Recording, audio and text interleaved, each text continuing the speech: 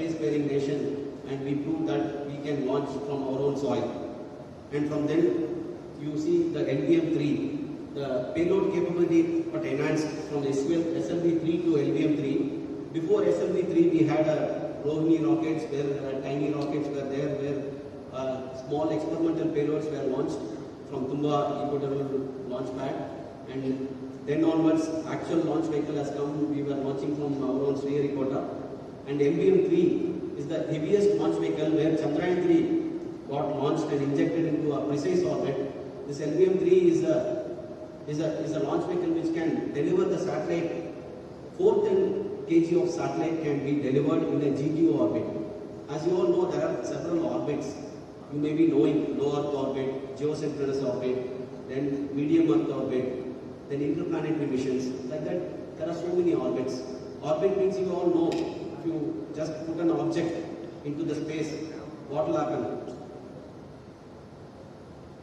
If you just throw a stone, what will happen? It will come down. Why it is coming down? Because of gravity. So you throw a stone with such a high speed or a high velocity, then what happens? It can go around the Earth or it can escape from the Earth, depends on the velocity in which you throw the object. Similar way, we have different orbits for different applications. Like remote sensing satellites are meant for some applications, communication satellites are meant for some applications, and science exploratory missions are meant for some applications. Like that, we have different orbits. So these orbits are achieved by injecting the satellite into a precise velocity and precise orbit. That's how the launch vehicle, the first step is the launch vehicle is doing that job.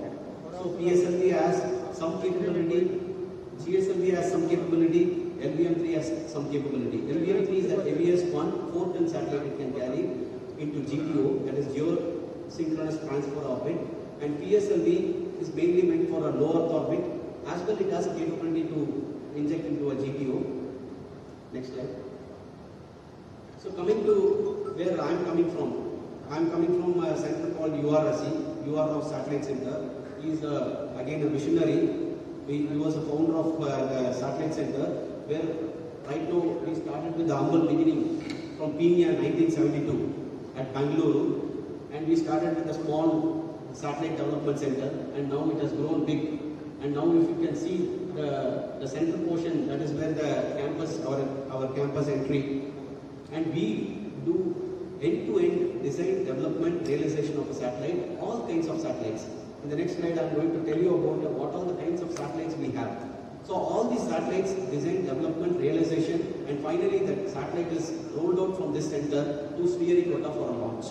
So this is considered to be a lead center, including the Chandrayaan-1, 2, 3 and Mars Orbiter mission was designed and developed by this center.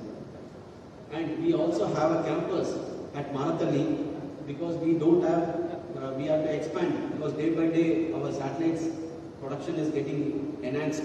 So we have at Marathalli a big campus where all the assembly, testing and the satellite is rolled out from that particular campus. It's a very, very big facility. It's a state-of-the-art facility wherein we have clean room, we have the thermovacuum facility, vibration facility, the mass properties estimation facility, and EMI, electromagnetic interference and electromagnetic compatibility facility. All these facilities under one roof.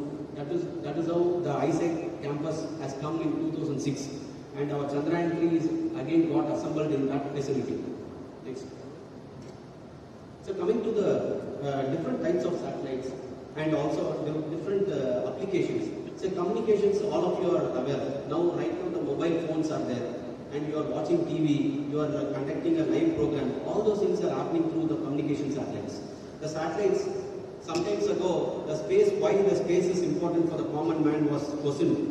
You know, at that time, the Arthur Clarke, he has actually told very long back, if you put an object at 36,000 kilometer altitude from the Earth's surface, and such satellites you place it at 120 degree apart, it can cover the entire globe, like that he has told. And people made a lot of comments.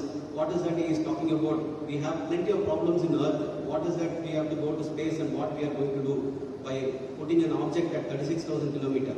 You know now that 36,000 kilometer, It's like how in Bangalore how the real estate is. It's something similar. There is no space at all in that 36,000 kilometer entire globe. Entire 360 degree, there is no space at all. If you have to put one object, you have to go through many protocols. So that is how the demand is. Why 36,000 kilometer? That is called geosynchronous orbit. You know Earth is revolving around the Sun and Earth is also rotating about its own axis. And it is rotating about its own axis every 24 hours. And that's how the day, night, all such things are coming. Similar way, it's going around the moon for 365 days. So when it is revolving around about its own axis, 36,000 kilometer just above India. So the speed in which at 36,000 kilometer and the speed in which it is rotating about its own axis is synchronized. So that at any given point of time, the satellite is always looking at India. That's how you have a live communication. That's why the 36,000 kilometer is very, very important. So we call it as a geosynchronous orbit. So all these applications are derived from that orbit. Then the next one is the Earth observation. Earth observation is another significant application. Many may not be aware. Like so many the ministries are getting benefited from this Earth observations. We have remote sensing, we have crop estimation, natural resource management, atmospheric studies, climatic research studies, so on and so forth. There are many, many applications from the Earth observation satellites where we typically sun-synchronous polar orbit. See again that sun-synchronous polar orbit is very important. You put a spacecraft at 400 to 1000 kilometers altitude from the Earth's surface.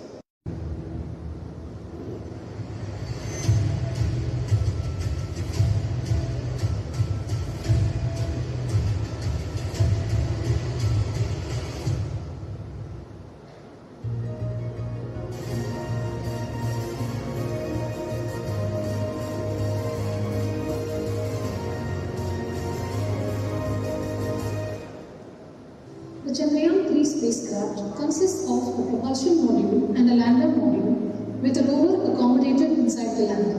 The propulsion module and the lander module are stacked together to form the integrated module. 6 modules were realized during Chandrayaan-3 project life cycle.